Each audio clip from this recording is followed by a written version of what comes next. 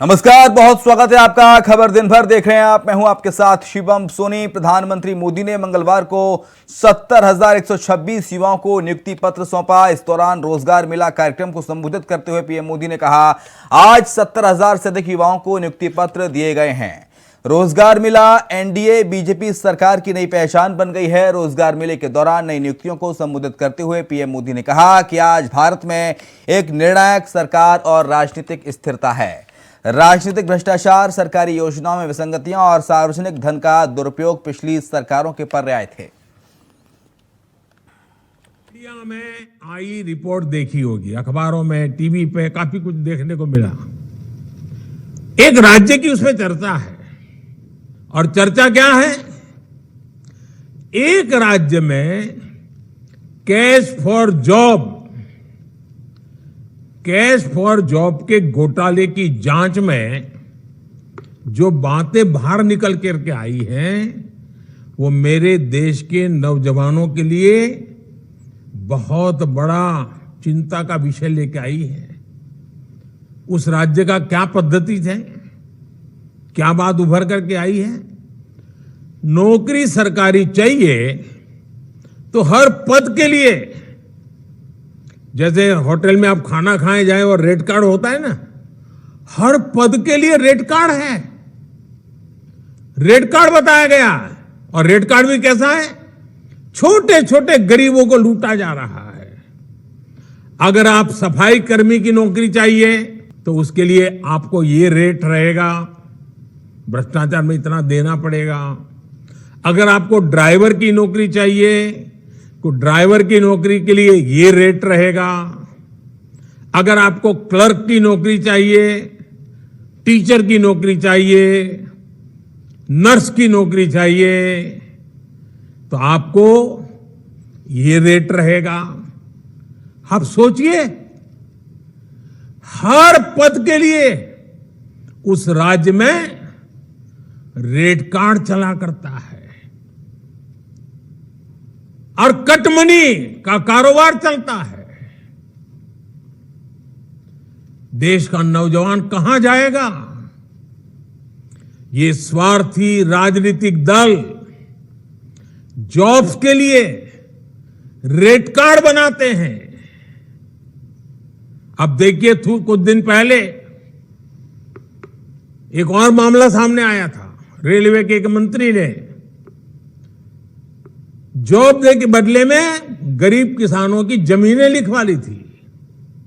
Job के बदले में जमीन पड़ा ली।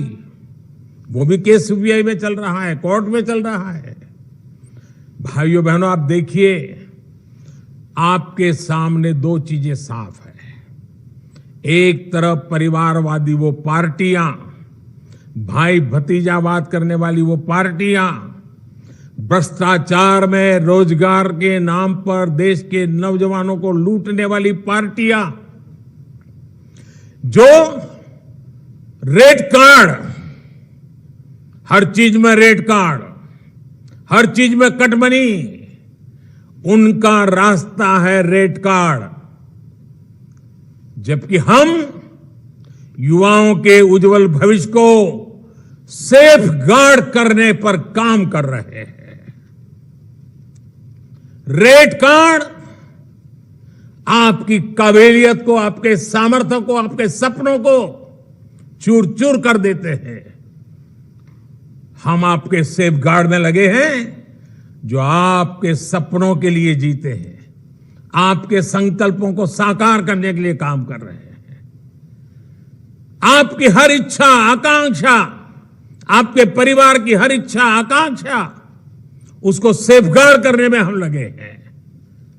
अब देश तय करेगा, देश के नौजवानों का भविष्य रेट कार्ड के भरोसे चलेगा कि लोकसभा चुनाव को लेकर जयंत चौधरी ने कांग्रेस की तरफ जाने का रुख दिखाया है। हालांकि वो पहले अखिलेश यादव के साथ चुनाव लड़ चुके हैं।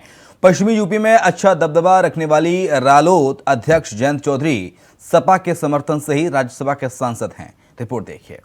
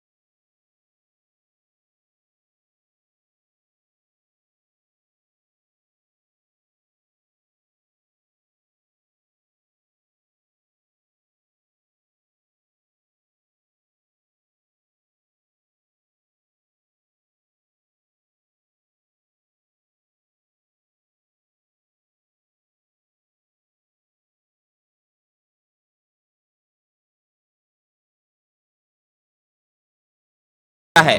उन्होंने कहा कि जहां तक गठबंधन की बात है तो गठबंधन कायम था और आज भी कायम है। कांग्रेस की देश में भूमिका है, उसे कोई इनकार नहीं कर सकता। पटना में एक बैठक बुलाई गई है, पहले 12 तारीख को हुई थी, मैं भी वहाँ जा रहा था, 23 तारीख को। अब देखते हैं उसमें क्या चर्चा निकलती है, लेकिन नेशनल फ्रेमवर्क में विपक्ष की भूमिका में कांग्रेस की बड़ी। वहीं बिहार के सीएम नीतीश कुमार ने 23 जून को बिहार में विपक्षी दलों की बैठक बुलाई है। इस बैठक में कांग्रेस अध्यक्ष मल्लिकार्जुन खड़गे और राहुल गांधी भी शामिल होने वाले हैं। उधर अखिलेश यादव और जयंत चौधरी भी इसमें शामिल होंगे। यूपी में 2024 के चुनाव को लेकर गठबंधन के सवाल पर अखिलेश लगातार कहते आए हैं कि यहाँ की सबसे बड़ी पार्टी के नेतृत्व यानी कि सपा के नेतृत्व में विपक्षी गठबंधन बनना चाहिए। जयंत और अखिलेश यूपी में चुनावी प्रैक्टिकल पहले भी कर चुके हैं। जयंत चौधरी राज्यसभा में सांसद अखिलेश यादव के समर्थन से ही हैं। ऐसे में जयंत चौधरी का कांग्रेस को लेकर नरम रुख क्या कुछ नया सियासी संदेश देखा, ये आने वाला वक्त ही बताएगा। हाँ, हालांकि कांग्रेस की तरफ से जयंत का झुकाव राजनीतिक गलियारों में तमाम सवाल खड़े जरूर कर रहा है। जयंत का ये बयान साफ कर रहा कि उनका इंटरेस्ट कांग्रेस में ज्यादा है, लेकिन सवाल इस बात का खड़ा हो रहा है कि 24 में यूपी में सीटों का बंटवारा किस प्रकार होगा। क्या आरएलडी, एसपी कांग्रेस साथ लाएंगे या आरएलडी और कांग्रेस का गठबंधन होगा, ये देखने वाली बात होगी। Bureau report, India voice, Lucknow.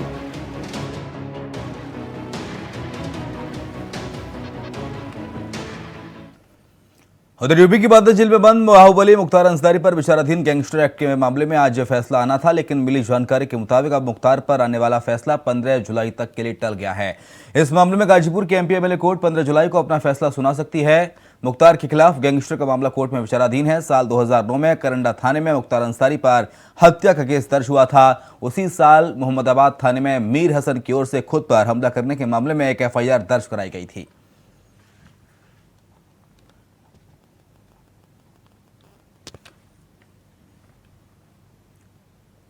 Uttarakhand में लफ्जियात की चिंगारी अब सरकार के लिए टेंशन बढ़ाने के लिए हो गई है, क्योंकि सरकार एक तरफ कानून व्यवस्था बनाने में जुटी है तो दूसरी ओर राज्य में शांतिपूर्ण माहौल बना रहे इसकी कोशिश की जा रही है।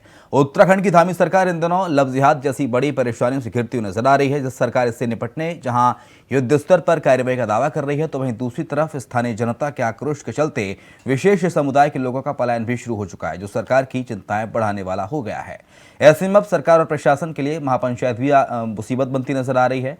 विशेष समुदाय के लोगों के खिलाफ भड़के इस आक्रोश में पहाड़ जलते हुए नजर आ रहे हैं। ऐसे पहली बार है जबकि इस राज्य में ऐसा हो रहा है। यहाँ पर यमुना वैली के साथ साथ चमोली की घाटी और पिथौरागढ़ में भी लफ्जियात के मामले स्थानीय जनता के लिए आक्रोश का विषय बने हुए हैं। साथ ही विशेष समुदाय के लोग भी मुख्यमंत्री से इस मुद्दे पर उचित कार्रवाई और भय के बने माहौल को खत्म करने की अपील कर रहे हैं।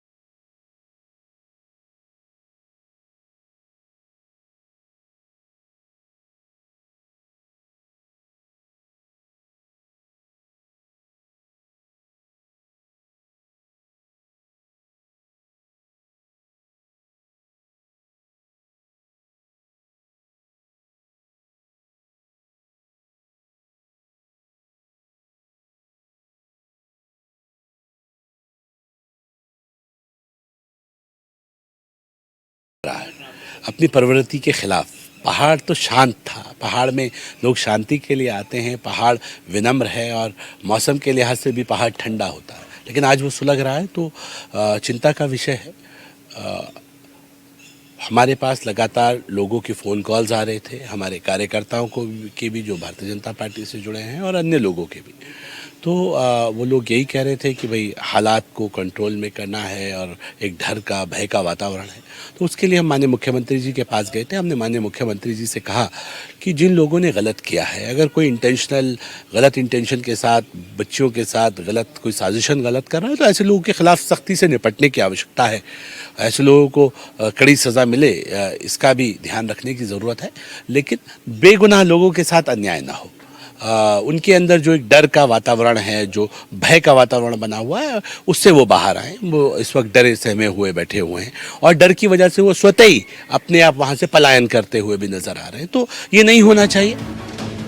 दावा किया जा रहा है कि पुरोला में लव जिहाद की पहली घटना 26 मई को हुई, जिसके एक हफ्ते बाद दूसरी घटना आरकोट में हुई और इन्हीं घटनाओं के बाद शांत माहौल को अशांत बना दिया गया। मगर विपक्ष में बैठी कांग्रेस की माने तो बीजेपी चुनाव से पहले इस तरह का माहौल बनाना चाहती थी और बहुत हद तक वो इसमें सफल रह गई। जो काम प्रशासन और पुलिस को करना चाहिए, आज वो काम जो है बजरंग दल कर रहे हैं। एक वातावरण बनाया जा रहा है क्योंकि 2024 हमारे सामने है। 24 हम कैसे जीतें, उसके लिए भाजपा और आरएसएस का जो एजेंडा है उस एजेंडे के अनुरूप चल रहे हैं। आज हम पूछना चाहते हैं सत्ता में बैठे हुए लोगों से, आपने महंगाई कम करने का वादा किया था, उस पर क्यों बात नहीं हो रही है? बेरोजगार साथियों को रोजगार देने की बात आपने कही थी, उस पर क्यों बात नहीं हो रही है? किसानों की आय जो है 2022 तक दुगुना हो जाएगी, क्यों नहीं हुई? ये हम प्रश्न पूछना चाहते हैं। देखिए, सबसे पहले मैं आपको बताना चाहता हूँ, कुछ लोगों के द्वारा वहाँ पे भ्रामक खबरें फैलाई गई।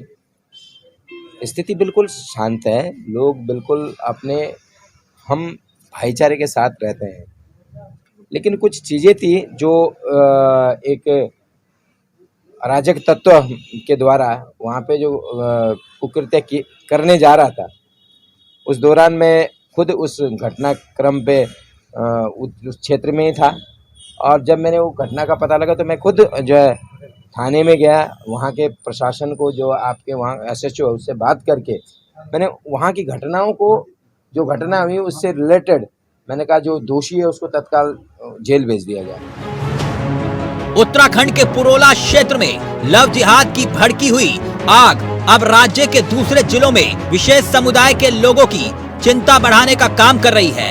ऐसे में जरूरत सरकार के सख्त कदम की है ताकि राज्य का शांतिपूर्ण माहौल बिगड़ ना पाए। अभय कैंतुरा, इंडिया वॉइस, देहरादून।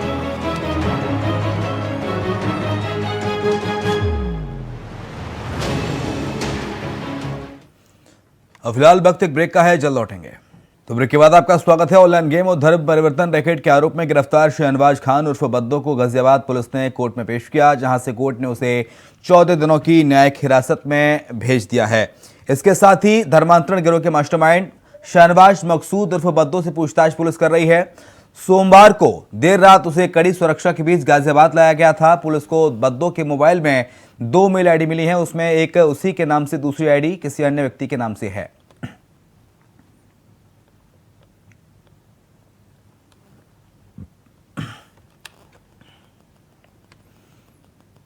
पंजाब के पटियाला में किसान जत्थेबंदियों की ओर से किए गए धरने में पुलिस की तरफ से किसानों को उठाए जाने के बाद पंजाब किसानों में रोष देखने को मिल रहा है, जिसके लेकर अलग अलग जगहों पर किसान धरना प्रदर्शन कर रहे हैं। इसी कड़ी में Pathankot Amritsar national highway Ladhpalwan toll plaza पर भी किसानों ने प्रदर्शन किया और पंजाब सरकार के खिलाफ अपना विरोध दर्ज कराया।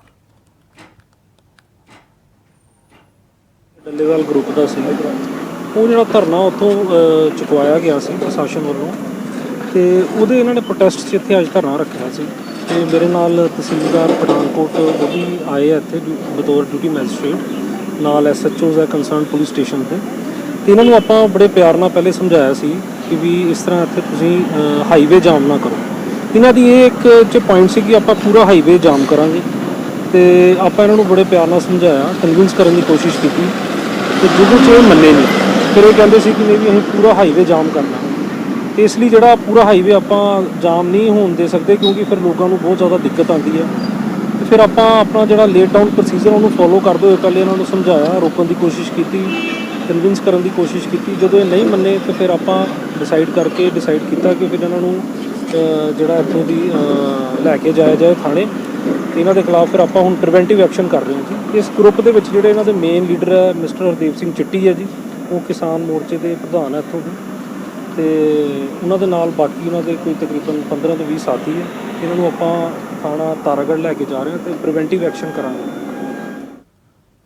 अमृतसर के केंद्रीय विधानसभा क्षेत्र के फतापुर गांव में अकाली बीजेपी सरकार के वक्त सैटेलाइट अस्पताल बनाया गया था, जिसको अब मोहल्ला क्लिनिक में बदलने का मान सरकार ने फैसला किया है।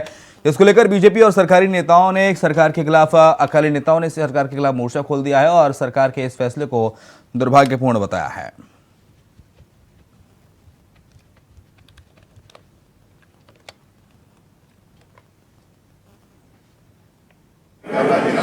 कोई पार्टीबाजी नहीं रही। डॉक्टर साहब आए ने बीजेपी को, मैं आया अकाली दल में, लेकिन कांग्रेस को भी आए ने। असं तो उन्होंने भी बेनती करते हैं जी, तुम भी आओ, इन्होंने लोगों की आके जी भीड़ समझो ये जो हॉस्पिटल है मेरी आवाज उठाओ तो ये हॉस्पिटल किसी तरह चलता रहे जे इन्होंने फैसला ना लिया फिर जो लोगों का फैसला होगा अं लोगों के नाम चुका कोई राजनीति की जाएगी जान इस चीज़ बिल्कुल देखो मेरी गल सुनो असं सवेर को लैके शाम तक लोगों च रहने जे अं लोगों के भले वास्ते कुछ नहीं कर सकते तो फिर असं करना नहीं की। सो इस करके मैं अं अज इतने मीटिंग करके जावांगे, जो भी अजे एक दो दिन वेट करा शायद डॉक्टर वापस हो, जो नहीं हो सीनियर अफसर नाल गल करा नहीं होंगे तो फिर अं कुछ ना कुछ करा। डॉक्टर साहब को अंदर मिले हैं, वो भी कह रहे हैं कि साडी एसोसीएशन वालों असीं एक मैमोरेंडम जो चीफ मिनिस्टर साहब को भेजांगे या मिनिस्टर को भेजांगे। चाइल्ड हैल्थ केयर भी सारी दी जा रही है। उस अस्पताल को बंद करने की जी गल है, क्योंकि लोगों को कोई डिलीवरी वाला पेशेंट है उन्होंने चेकअप वास्ते तो भी इतों 5-6 किलोमीटर सिविल अस्पताल जाना पेगा। इस सुविधा देने वास्ते लोगों को शहर के 5 कोनिया के 5 सैटेलाइट हॉस्पिटल बनाए गए, जोड़े कि अर्बन पॉपूलेशन के नाल लगते जोड़े पिंड है उन्होंने भी सुविधा दे सकें। उसको बंद करना जोड़ा ये गलत गल है। असीं पिंड वालियां दे नाल खड़े हैं, अगर जरूरत पई तो असीं इत्थे जो भी पिंड वाले बुलाएंगे सारी पार्टियां के लोगों ने वादा किया इन्होंने असीं इन्हां दे नाल खड़े हैं, अस्पताल बंद नहीं करना। बात पंजाब की, जहां दलित विद्यार्थियों की पोस्ट मैट्रिक स्कॉलरशिप का पैसा न मिलने के मुद्दे को लेकर आदमपुर से कांग्रेस के विधायक सुखविंदर कोटली राज्यपाल से मिले और इस दौरान उन्होंने राज्यपाल को दलित विद्यार्थियों की समस्याओं से अवगत कराया। उन्होंने जलंधर प्रशासन पर दलित विद्यार्थी की अनदेखी करने का आरोप लगाया, साथ ही उनके साथ दुर्व्यवहार करने की शिकायत भी राज्यपाल को दी। सुखविंदर कोटली ने पंजाब में दलित उप मुख्यमंत्री बनाने की मांग की।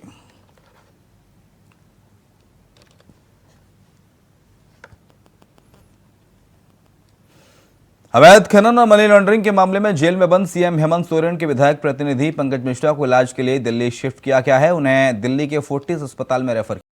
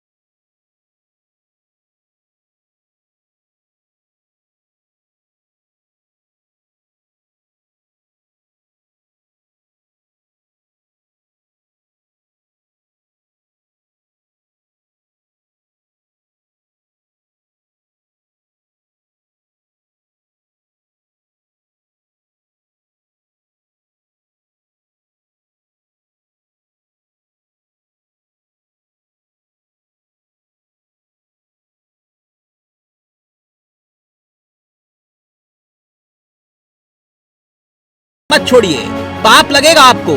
आपका फर्ज और कर्तव्य है कि व्यक्तिगत रूप से ध्यान देकर पंकज को बेहतर इलाज मुहैया करवाने का इंतजाम करवाइए। आखिर जिस लूट महापाप की सजा वो भुगत रहा है, उनके सरगना भी तो आप ही है ना।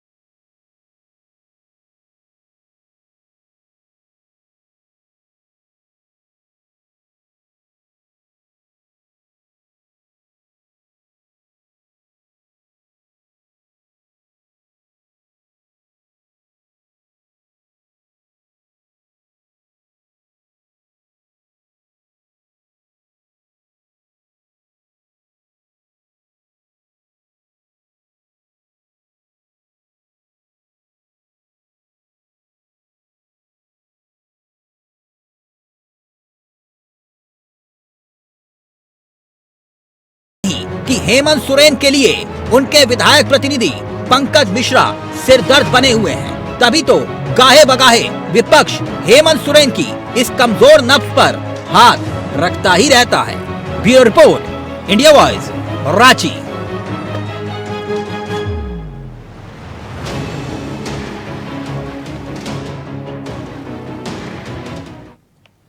उत्तर प्रदेश की नोएडा में एक बार फिर से रेणु अग्रवाल को जिला अस्पताल की सीएमएस बना दिया गया है। जी हां, नोएडा हेल्थ डिपार्टमेंट रेणु अग्रवाल पर भरोसा जताते हुए जिम्मेदारी सौंपी है और जिला अस्पताल की हालत को ठीक करने के निर्देश भी दिए गए हैं।